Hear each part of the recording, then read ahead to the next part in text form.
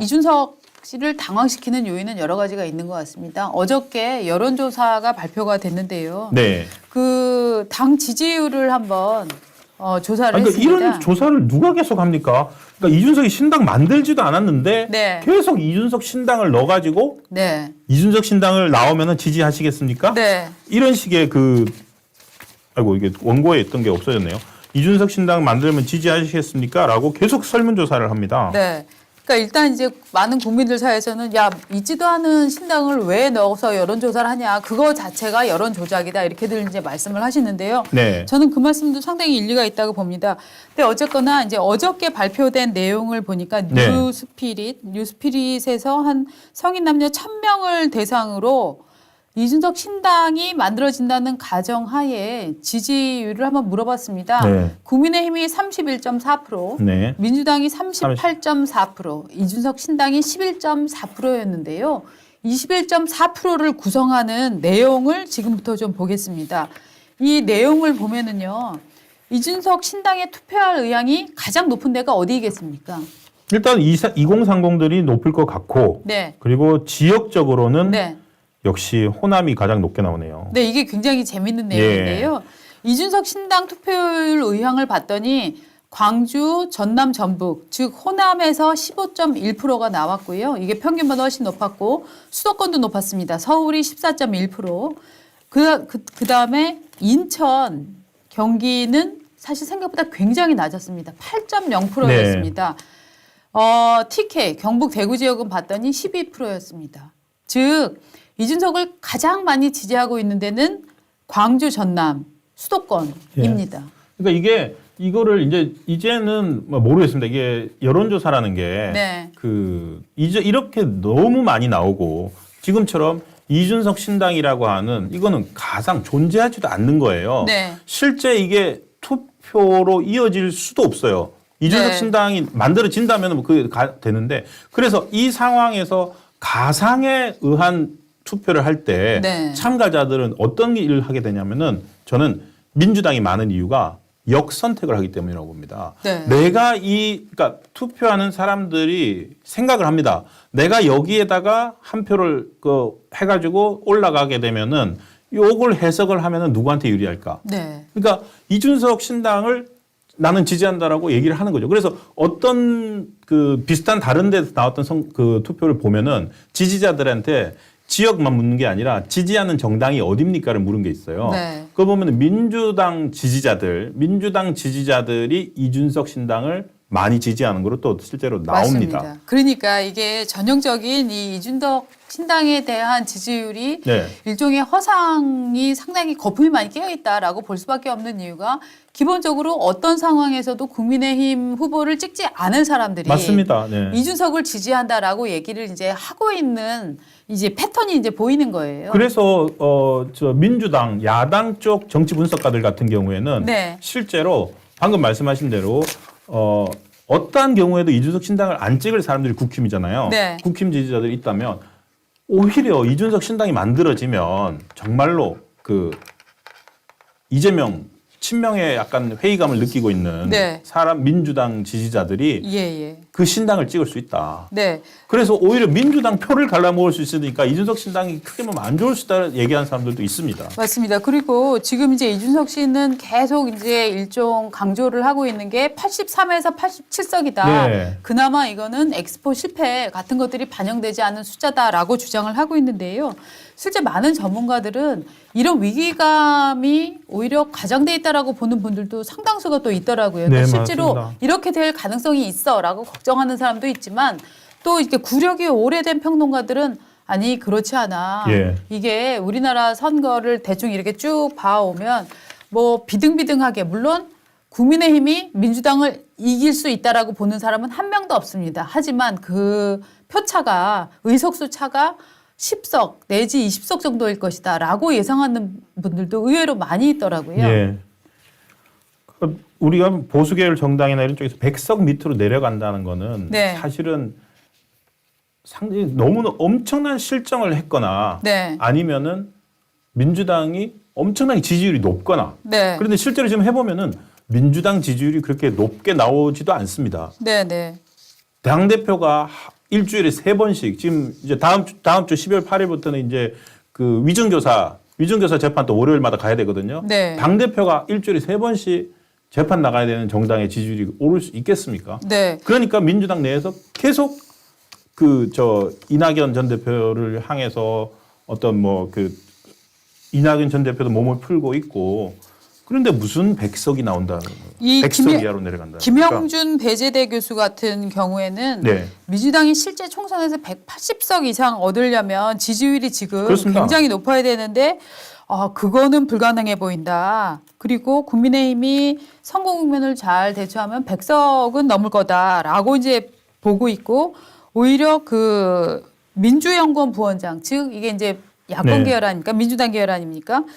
이 최병천 씨의 경우에는 민주당과 국민의힘이 각각 지역구에서 120석씩 얻고 정당 득표율이 한 35%다.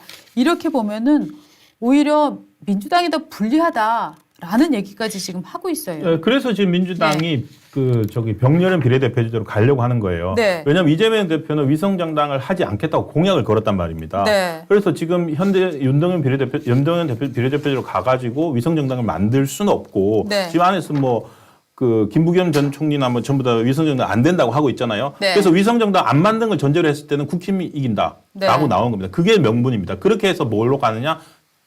옛날 병렬형 비례대표제로 돌아가자라고 이야기를 하고 있는 겁니다. 그렇게 하게 되면은 이제 이낙연 전 총리가 만들겠다고 하는 신당 움직임이나 이런 것들도 동시에 네. 막을 수 있거든요. 근데 이제 지금 이낙연 총리는 며칠 전까지는 아니요, 이준석 씨 만나는 건 아직 거기까지는 생각하고 있지 않습니다라고 했는데 한 2, 3일 만에 태도가 바뀌어서 이낙연 전 네. 총리가 이준석도 만나보겠어요라고 얘기를 하는데 이낙연, 이준석 두 이름의 를 합치니까 낙석주의가 돼버린 그렇죠. 겁니다. 그래서 낙석주의보가 내려졌다라고 하는 네. 말이 저거는 이제 민주당 지지자들 사이에서 네. 이낙연도 주의해야 되고 방금 저희 이준석도 주의해야 된다. 네. 둘이 합쳐서 나오는 저 삼지대 빅텐트설이죠. 네. 저거는 진짜 주의해야 된다. 저렇게 낙석주의가 누구한테 낙석주의냐면 오히려 민주당 민주당. 지지자들한테 낙석주의가 돼버리는 겁니다. 그렇습니다. 지금 보면 어저께 한겨레 신문 인터뷰에도 보면은 네. 금태섭 신당하고도 제3지대 금태섭하고도 안 만나겠다. 그렇게 얘기를 하는데 이상하게 이낙연 대표와 만나는 거에 대해서는 네. 그렇게 단호하게 얘기를 안 해요. 이준석 스스로도. 이준석은 계속 사인을 보내고 있는 거죠. 네, 그러니까. 단호한 정도가 아니라 예. 완전히 사인을 보내면서 나는 이낙연 총리와 계속 얘기할 수 있다라고 얘기를 하는데 그 얘기는 뭐냐면 일단 자기 급을 이낙연급으로 올리고 격상시키고 동시에 이 두 민주당의 세력까지도 포함하는 큰 당을 만들 수 있다라고 하는 네. 분위기를 보이는 건데 여러분 지금 아세요? 이준석 씨가 얘기한 27일 탈당하겠다 해서 오늘이 꼭 2주 전입니다. 아, 그러네요. 지금 2주밖에 시간이 안 남았어요. 이준석 씨 입장에서는 지금 너무 초조한 상황입니다. 왜냐하면 지금 판세가 돌아가는 걸로 봐서는 국민의힘에서는 거의 어떤 상황, 거의 초토화가 된다고 해도 이준석을 지금 이준석에게 손을 내밀어서 끌고 올 수 있는 동력이 사라진 상태입니다. 그렇죠. 지금 예를 들어서 저는 그게 지금 장제원 의원의 불출마 선언 네. 그리고 김기현 대표가 오늘이든지 내일이든지 어떤 형태로든 거취를 표명을 하고 네. 그렇게 되면은 국민의힘은 이준석이란 변수를 제외하고 네. 자체적으로 돌아갈 거거든요. 네. 이준석 씨 입장에서는 자기가 27일 탈당한다고 못을 박아놨기 때문에 네. 27일 이전에 자기가 어떻게든지 국힘에 예를 들어서 다른 형태로 개입을 할 수 있어야 되는데 지금 탈당한다고 해놨는데 국민의힘 내부에서는 전혀 이준석은 그냥 혼자 가만히 있고 장제원 불출마, 김기현 그리고 지금 저희가 얘기했듯이 비대위원장을 누가 하느냐 돌아가고 있는 거예요. 네. 참 난감한 상황이죠. 그런데 오히려 그래서 국민의힘이 혁신한 모습을 보이게 되면은 네. 그걸로 가는 거예요, 선거가. 그러니까 민주당도 사실 굉장히 당황스럽죠. 왜냐하면 지금 민주당은 개딸이라는 이름을 쓸 거냐 말 거냐 이런 조잡한 문제를 두고 지금 그쵸. 얘기를 하고 있고 이재명 1인 옹호 체제, 1인 예. 옹립 체제는 깨질 기미가 전혀 안 보이고 있는데 지금 국민의힘에서는 기득권을 내려놓는 모습들을 점점 보이면서 맞습니다. 화제를 지금 네. 가져가는 지금 그쵸, 상황이잖아요. 스토리가 만들어지고 있죠. 네, 네. 그러니까 자. 이런 얘기가 나오네요. 네. 민주당 이러다가 쇄신 경쟁에서 우리가 밀릴 것 같다. 맞습니다. 이런 얘기가 나오는 네. 거죠. 그 이제 문제는 뭐냐 하면은 이제 이준석 신당의 경우에도 아까 그 저희가 인용해드렸던 여론조사의 경우에는 그 사이에 뭐 대통령 그 호재는 별로 없고 악재가 있었는데도 불구하고 이준석 신당에 대한 지지율은 1.5%또 떨어진 상태입니다. 그러니까 이준석 신당을 둘러싼 어떤 뭐 기대감이랄까 뭐 이런 마케팅 효과는 사실은 네. 지난주를 기점으로 지난주까지가 정점이 아니었냐라는 생각이 이제 저는 듭니다. 아니, 그리고 이번 주부터는 빠지는 분위기. 왜냐하면은 그게 이준석 전 대표 자체가 말을 바꿨어요. 네. 원래 우리가 기억하는 27일이 네. 신당 창당하겠다는 디데이였어요. 맞습니다. 그때 27일에 신당 만들겠다고 했잖아요. 네네. 그러면서 사람들이 뭐, 야, 신당 어떻게 만드냐. 전국에 뭐 5개 지역당 만들어야 되고 5천 명 당원 모아야 되고 지역 당마다 1,000명씩 있어야 되는데 되니? 네. 그러니까 뭐 된다. 뭐 이렇게 하다가 쓰고 보니 신당 창당이란 말이 들어가고 네. 27일 날 탈당하겠다고 해버리잖아요. 네네. 근데 그거에 대해서 왜 신당 창당에서 탈당으로 바뀌었는지 말도 없어요. 그러네요. 네. 네. 갑자기 탈당으로 바꿔버렸어요, 그냥. 그러네요. 그러면서 이제 자꾸 이낙연 대표랑 당을 만들 것처럼 얘기할 수 있는 것처럼 그렇죠. 얘기를 하는데 네.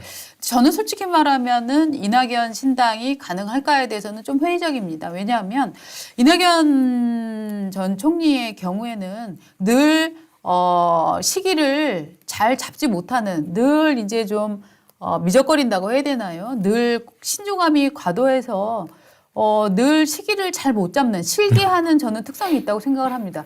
과거 민주당 경선 때를 되돌아보시면은요. 네. 실제로 대장동 문제는 이낙연 캠프 측에서 가장 먼저 제기를 했지만 이낙연 후보가 대장동 문제를 거론해서 공격하기 시작하는 거는 굉장히 그로부터 한참 후입니다. 아, 맞아요. 그때를 봐도 네. 그때 이미 캠프 안에서는 이낙연 후보에게 강하게 대장동을 밀고 나가라라고 얘기를 했다고 합니다. 하지만 이낙연 당시 후보는 굉장히 머뭇거리면서 내가 네. 하기에는 좀 점잖지 못한 주제가 아니냐라든가 발동이 이걸 늦게 했다- 걸리시는. 네, 이걸 했다가 내가 손해보는 것은 아닐까. 예. 일종의 계산기를 너무 많이 두드리는 성격이기 때문에 저는 기본적으로 다음번, 아까도 말씀드렸던 김대중 영화 상영회에, 길이의 김대중 그 영화 상영회에 네. 정세균 총리 얘기는 안 나오고 지금 김부겸과 이낙연 두 총리 이름, 예, 예. 전 총리 이름이 그러네요. 나오는데 그거 자체는 저는 기본적으로 정세균 총리는 나갈 생각이 전혀 없는 사람이고 그러니까 새 총리가 모여서 신당을 만든다는 이미 이제 그 끝난 얘기고 이미 끝났고. 김부겸과 이낙연 둘이 만드느냐 마냐 네. 뭐 요 얘기가 지금 남아 있는 상태인데 그 두 사람의 뭐라고 할까요? 추진력, 추동력, 또 리스크를 감내하는 능력 이걸로 봤을 때 이분들이 당을 만들 것이냐 저는 못 만들 거라는 느낌이 좀 옵니다.